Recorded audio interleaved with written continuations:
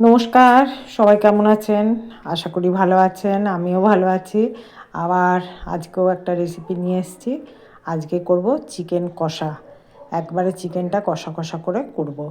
তো দেখতে পাচ্ছেন চিকেনের কালারটা কি সুন্দর হয়েছে। তাহলে চলুন রেসিপিটা শুরু করি। এখানে আমি সাদা তেল দিয়েছি। সাদা তেলের মধ্যে আমি পেঁয়াজগুলো আগে একটু লালচে করে ভেজে নিচ্ছি। পেঁয়াজগুলো ভাজতে একটু সময় লাগবে। পেঁয়াজ লালচে হতেও একটু সময় লাগবে। যাই হোক, পেঁয়াজটা প্রায় ভাজা হয়ে গেছে। আমি সেই ফাঁকে চিকেনটা দিয়ে দিলাম। কেন দিয়ে দিলাম? আমি পেঁয়াজটা আমার অল্প ভাজা হয়েছে, পেঁয়াজটার সাথে আমি চিকেনটাকেও সুন্দরভাবে ভাজবো। চিকেনটাকে ভাজলে একটা আঁশটানি গন্ধটাও চলে যায়, তাই আমি চিকেনটাকে সুন্দর করে ভাজবো। এবারে চিকেনের মধ্যে আমি দিয়ে দিচ্ছি আলুগুলো। কারণ আমার আলুগুলো দেখে বুঝতে পারছেন কত বড় বড় আলু দিয়েছি।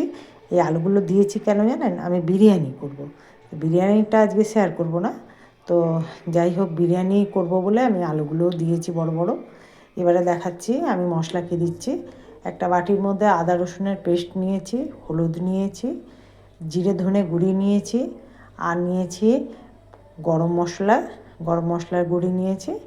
এটা আমি পুরোটাই দিয়ে দেবো মশলার মধ্যে, চিকেনটার মধ্যে। আর ওই বাটিটা ধুয়েই আমি জল দেবো একটু। আর চিকেনটা আমার কিন্তু খুব সুন্দর করে ভাজা হয়ে গেছিলো। এরপরে আমি মশলাটা ভালো করে কষতে দেবো। আলুগুলো আগেই দিয়ে দিলাম এই কারণে, অনেকটা বড় আলু, সিদ্ধ হতে সময় লাগবে।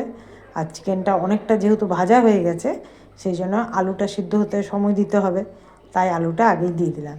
এরপরে দিলাম কতগুলো কাঁচা লঙ্কা আর দুখানা টমেটো, তার সাথে দিয়ে দিলাম নুন। আর ঢাকা দিয়ে দিলাম লো আঁচ করে। এই জন্য ঢাকাটা খুলছি। দেখুন একদম কষা কষা কি সুন্দর চিকেনটা হয়েছে। আর সবথেকে বড় কথা, এত বড় বড় আলুগুলো কিন্তু আমার সিদ্ধ হয়ে গেছে, একদমই সিদ্ধ হয়ে গেছে আলুটা।